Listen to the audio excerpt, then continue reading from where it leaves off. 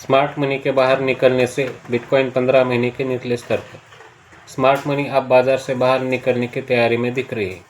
Bitcoin का Coinbase premium gap 1 साल से अधिक समय के अपने सबसे निचले स्तर पर आ गया है, जो संस्थागत निवेशकों के बीच भारी बिकवाली का संकेत दे रहा है। ये मैट्रिक जो कॉइनबेस और बाइनेंस पर बिटकॉइन की कीमतें के अंतर को मापता है, पेशेवर ट्रेडिंग गतिविधियों को समझने के लिए एक महत्वपूर्ण पैमाना माना जाता है।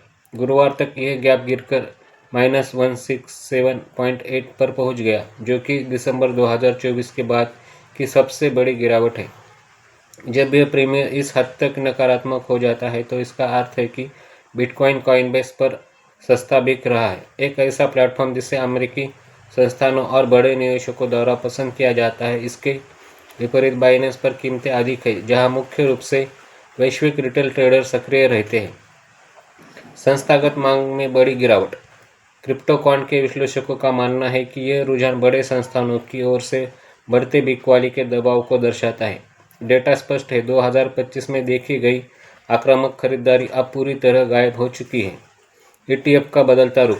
पिछले साल इस समय तक अमेरिकी स्पॉट बिटकॉइन ETF ने 46,000 से अधिक BTC खरीदे थे, लेकिन 2026 में वे शुद्ध विक्रेता बन गए हैं और लगभग 10,600 BTC बेच चुके हैं।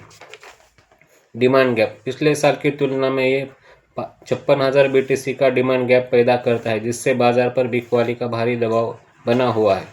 ETF outflow. पिछले एक सप्ताह में स्पॉट ETF से 1.2 बिलियन की निकासी हुई, जिससे बिटकॉइन गुरुवार को गिरकर $71,000 के नीचे यानी 15 महीने के न्यूनतम स्तर पर पहुंच गया।